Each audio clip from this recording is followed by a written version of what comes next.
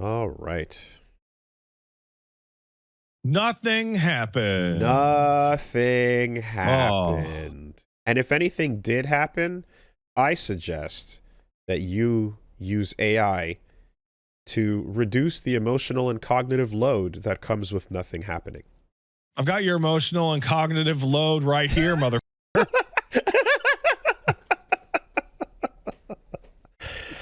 Oh boy. I think it's kind of like if we charge up a story about layoffs for long enough, the number gets bigger and bigger. It's kind of like a spirit bomb, you know? If we just hold our hands up and hold our hands up for enough weeks in a row, the number will get bigger and bigger until we finally drop it and it will be incomprehensible. Not to mention, it's not just the layoff story; it's all the cloud makeup that gets applied as it lands. Microsoft, as of 2 weeks ago, laid off 9,000 people coming from the Xbox business. But hey, that's 10% of King. That's 3% of the company of Microsoft. But Phil Spencer says that, the gaming business has never looked stronger. These are difficult choices. We have to blah blah blah blah.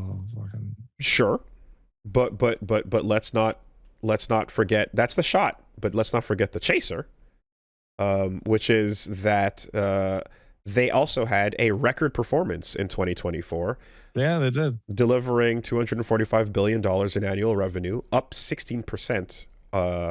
Year over year, and over 109 billion in operating income, which is up 24%. You don't say. Look at that. Business is booming. Things are growing, and they'll never stop growing. There's multiple pieces of follow up to this. The first of which is this was alongside an order from on high. Which is like, stop not using AI in your work. AI is now mandatory for your work. Correct. You have to use it. So that story we covered 2 weeks ago, in which we discussed the mandated, you will be followed by a robot. Oh yeah, we'll get there. We'll get there. He just posted a photo at me. The you will be followed by a little R2D2, and that will, don't worry about it. You must use the robot. You must use the AI and feed it exactly what your tasks are every day, and it'll be fine. Shut the fuck up. It's mandatory.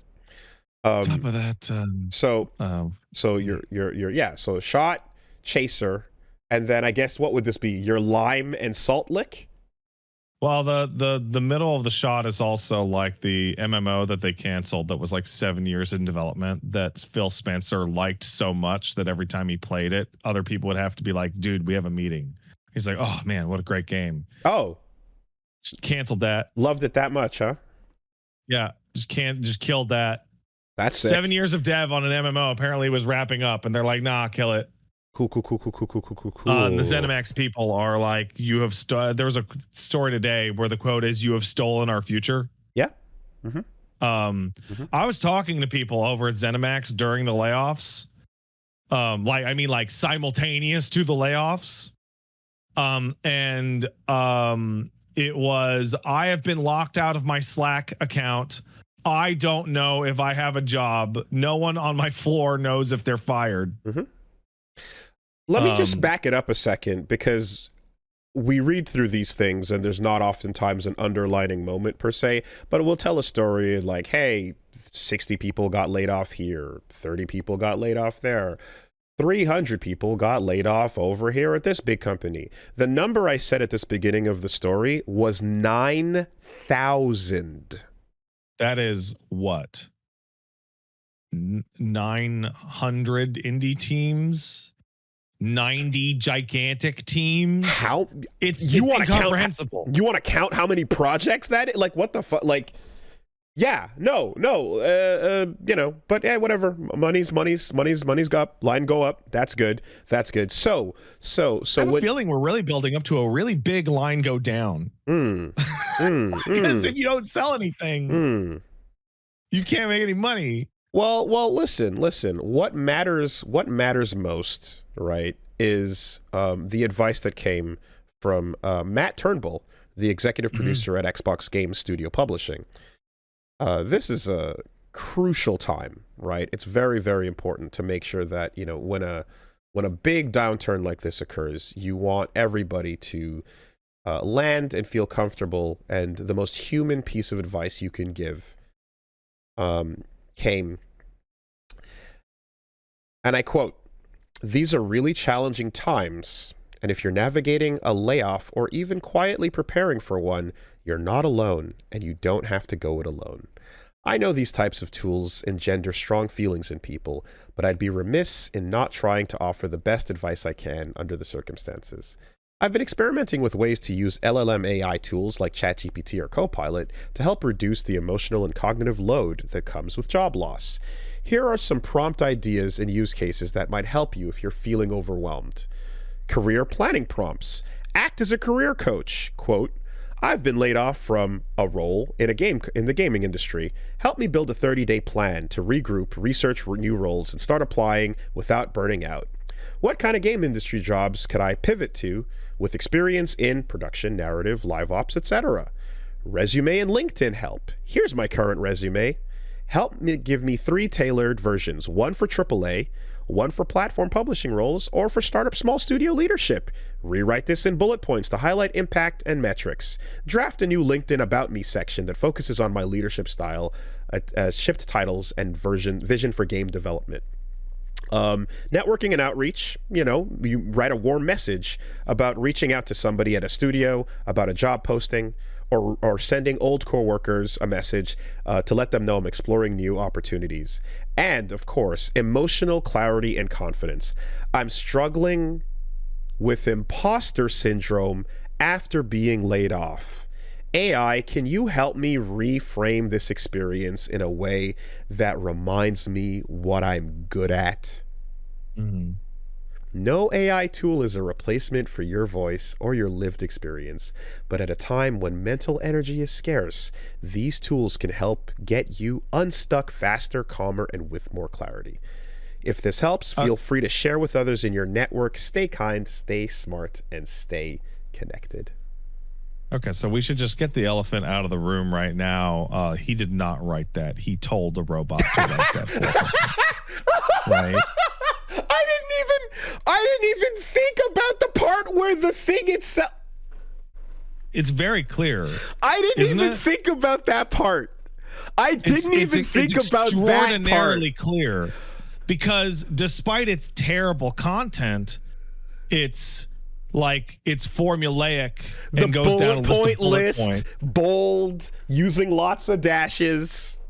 Okay, so let's just start there. Sure. Right? Sure. Second of all, it really goes to show how little that the C-suite cares about you, is that they're delegating. Even like you used to delegate this to like your secretary, or your receptionist or something, right? And then you'd sign it. But let's keep going. Sure. Yeah. On top of that, it's so the C-suite is so disconnected from the realities of humanity that the idea of talking to your family, coworkers, or loved ones for emotional support does not even apply. Third option. It never even occurs anywhere in the fucking terminal LinkedIn brain CEO. Why don't I just talk to, I don't know, all of my also fired coworkers, and we can get together a labor solution? Terminal LinkedIn fucking brain doesn't even occur to speak to a human being at any part of this process. Never mind why the process is occurring to begin with. Also, and this is slightly outside the video games wheelhouse and more into the social media landscape, like public health thing. But it is my opinion as me that anyone who is offering a AI chatbot to you if you are in a tumultuous time in your life, if you're depressed, if you're suffering from any form of mental illness or medical issue, or just a general bad time. Anyone who is offering that to you as a solution is doing you concrete physical harm, because these LLMs tend to just repeat whatever you like to hear or feed into them. And there have been like a dozen cases of people getting delusions of grandeur or exacerbating depressive episodes or schizophrenic tendencies and leading to people's deaths. And not just the people using the machine. I mean, other people's deaths as well, when the AI pushes them towards the Messiah complex that was hiding in there. Like, it is a legitimate public health danger, and anyone offering that to you is attempting to harm you. I would call Matt Turnbull ghoulish, but that word implies that he used to be human at some point. That's true. So that would be a misnomer, if anything. This is the single most out of touch thing I have ever seen in my entire career. Oh, I don't know. I bet I could pull one out in like a couple seconds, but it's a bit outside of our purview.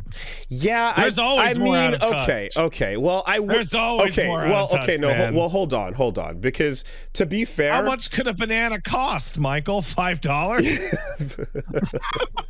Because like the only other place my brain goes is to the sexual criminal activity of farting bosses at Ubisoft. Like, I don't know what, strapping you to a chair and farting in your face is not like, that's all. We're at another level of just like, yeah, you're my slave, you're not my employee. I'm like, without getting into a judge banging a gavel in front of you, just the level of, you're not a person here anymore. You don't know where you work. Did you ever go to high school with anybody who was like wildly out of touch with the reality of everyone else in the world? Did you ever like run into like some white girl who would ask you where your family goes skiing during the summer? I mean, no, but because I run into a couple and I'm just like, motherfucker, I got no money. What are you talking about? No, I when you hear the word summering for the first time. we went to Lake Meacham in the US because my grandparents are out there. Like, well, first of all, like, they're not going to your high school. And if they are, then like something went wrong. I'm talking about when we went to Sejep. Yes. True. That's when you come down from the mountain to fraternize with the lowborn. Yeah. Oh, you guys have to take public transit? Oh, I just have my dad drive me from Westmount. It's like a 5-minute trip. What, in your BMW? Yeah. Okay. Cool. Sick. That's awesome. Wow, that must be, getting up early must be tough for you, bitch. Fuck you. I mean, not only do I remember those people, but more so, those people were over there. I remember the person who was trying to get in with those people. Oh, that's so disgusting. As badly as he could. So I hated them so much. It was. They're so gross, dude. Yo, like my skin peeled. It just. The fucking hangers on. I hate them. It peels off of my I start molting. Yeah. So I don't really know what more you do here, but literally, everybody join the union. That's the answer. That's the actual legitimate answer. Because ZeniMax is in a weird place where a lot of the people who've had their projects canceled and left with nothing can't be fired unilaterally because they're in the fucking union. So they're in this weird fuck ass limbo. God, I want to see the prompt so bad. That's like, hey, I just fired nearly 10,000 people. What do I say to seem like a good person? And then the AI was like, oh, you should give them some tips about using AI to help them feel better. And then Mike Turnbull was like, no, less compassion. Dial it back. And you accidentally put some compassion in there. Cut out the part where it goes, sure, I can help you with that. Like, just, wow, man. Wow. Like how many seconds total were spent before you pasted that? God. Yeah. Oh, we were watching like the US video game industry just completely kill itself. Like it's crazy. I can't wait. Like, this is a Canadian podcast. It's not like super overt, right? But we both happen to live in Canada and have been for the whole time. So it's like, I can't wait until we're like reading like a fucking Kotaku or like fucking Forbes article about the video game industry is crashing. And then in the footnote, it goes, well, except for Europe and Canada and Japan and Brazil and China and Korea. I mean, here's to 9,000 potential employees of small studios doing cool shit. Possibly. Who knows? I really, really hope that we start seeing, like, that's so many people, that's so many projects, that's so, like, it's incomprehensible. I really hope that we start seeing, like, shit picking up steam. Yeah, just the absolute out of touchness doesn't stop there, folks. It continues. Boosie, it's fucking crazy. Boos. It's crazy, dude. Don't you get it? Like, so check this out, right? If that dog wanted to join up and sign up to be part of the Xbox graphics department. Yes. Would you suggest that perhaps attracting people to said department should show off some artwork that people working in said department might generate themselves to perhaps? Yes, I did.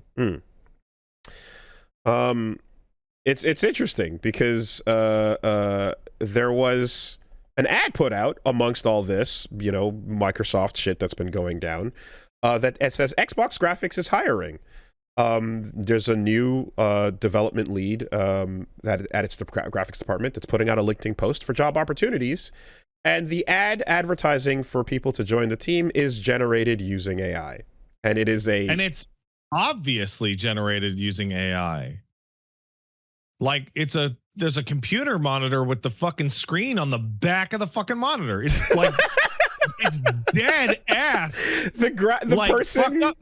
There's an Xbox. It's one of the worst examples because not only is it schlop, but it's schlop that the person who generated it couldn't even bother looking at it once. Not even once. Negative fucks. Like, I'm sure there's a insert the brand logo to make sure that it is not breaking any brand platform guidelines. So that Xbox logo was inserted correctly. But it was likely added afterwards. But yes, this is a graphic of a girl in a green shirt staring at a monitor, and the back of the monitor has the actual text and screen on it. Join this. You know what? It's almost brilliant if you're kind of like, we don't know what we're doing. We need help. Please help us. We need help. Right? It's a cry for help more than anything. I don't know. I feel job security. I feel like if you're in Microsoft right now, or if you're in a company that's like super pushing AI really, really, really hard, and you're like a technical person or an artist or something like that, you need to start thinking about getting out and finding something that is not doing this, because so AI is eventually going to crash once it becomes obvious that they're just chasing like a fucking investment pile of shit that doesn't actually do anything. We're already seeing in a bunch of industries having to hire back people that AI was supposed to replace. There's a great article I was reading 2 days ago about there's a new cottage industry of people who work on AI. So do you remember during COVID, there were a lot of places, particularly in the States, that cut nursing staff. They're like, we're going to save money. We don't need that many nurses. But then COVID happens, and turns out you do need those nurses. So you hire back the same people as travel nurses at 5 times the cost because it's emergency hours, right? And there became this large industry of travel nurses that are like, I'm making way more money than I ever did as a nurse because I'm on permanent emergency call, right? That is happening to AI now, where there is a cottage industry of people whose job it is to come in at like $200 an hour and fix your shitty press release that the AI sent out, or fix the logo treatment or the art that the AI shit out, and it's costing like 10 times more than it would to just have the guy do it. But regardless, when this thing eventually crashes, people that are in like Microsoft graphics department are going to have this fucking block of their fucking work history go, okay, did you do that, or did the AI do it? Did you do the good parts, or did the AI do the good parts? Did you do the shitty parts? How hard did you fight AI implementation at your job? Show me your work. Oh, you can't because it's under lock and key due to a corporate NDA. So I'm just gonna have to it's a fucking mess. Yeah, I think what we're kind of seeing is essentially the last couple of years have been, companies slowly flirting with the idea a little bit more and a little bit more, waiting for things to get a little bit better and so on. And of course, external pressure from investors to be like, hey, the trend, the hot word, it's going now. Why don't you hurry the fuck up, right? Get these people out of here. What are we doing? And I feel like, yeah, this is, a lot of these companies, again, for their own preservation, have flirted, but like this is Microsoft taking the full plunge, and going 1-to-1, all humans out, those who are here, feed the AI what your job is so that it can replace you, and then also just using it on the back end for this type of thing and for the message we just described and such. They're diving hardest and fastest into this, and they're also in the most trouble in this generation, so they're the most desperate. So like, are we just looking at the first flails of like them getting the fuck out of this entire corner of the industry? I don't know. I don't think there's ever going to be another Xbox platform ever again. I think they're going to just add Game Pass support to different shit. Pat, this is an Xbox. Whatever. I don't. I don't even have the energy for it. Don't even have the energy for it. I think the inversion of power and the implementation of AI stuff is particularly nuts because I want to quote I'm pretty sure this was Chris Wolfhart talking about it, which is the goofiest thing about all of this is that the single position most likely to be effectively replaced by AI decision making is the C-suite, because the C-suite don't actually use any objective data in any of their decisions at all. It's all based off of vibes and personal philosophies that they've invented for themselves based off of nothing. So any objective criteria being added to these business decisions would be an improvement. But the Sele Dominoes don't know that yet. Like a fucking Google search with Boolean would probably have better fucking results at picking winners and losers in the games industry. Like, it's one of the weirdest things about people who follow games, like me and you being enthusiast content creators, and people listening to this or watching this being enthusiast members of the hobby, is like, I could pick a random person in this chat and ask them if a game was going to bomb or succeed, and I think they would have a better chance of getting it right than the head of Microsoft. Yeah, no, that's not weird. You're so disconnected. That's just like it's Monday. Like yes, of course. That's not even. There's no question to that. It's because you're talking about people who also like leave this industry and jump into, like, I don't know, literally any business is just a concept. They can jump into fucking nail production. They can jump into post packaging. Like, it doesn't matter. I'm just a professional sit on top of the business and spout words at it person. So the idea that you're actually in touch with what you're making, or the people that are, like pouring a lot of their energy and like fucking soul into what they're making is insane. That's not, obviously you're looking for a bottom line profit maker, that again, investors, etc. It's the same kind of conversation we've had forever. But it is, like, to some degree, like, more specifically the US, because in the US you could be sued for not providing your shareholders adequate value, which is not a fucking thing. Sure, but every single one of these C-suite members, like, the day after they join said suite, then has to go get their Xbox controller or Switch or PlayStation for the first time and be like, we're now a console family and look how we're excited we are to play a video game for the first time.